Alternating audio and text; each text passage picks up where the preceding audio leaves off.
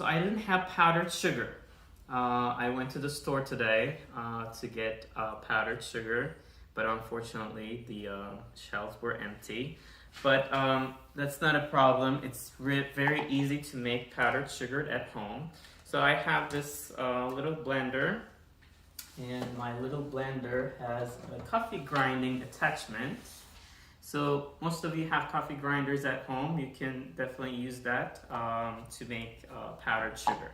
So what I have in here is just regular granular sugar, and I'm just going to grind it as if I would grind coffee. So my powdered sugar is ready. So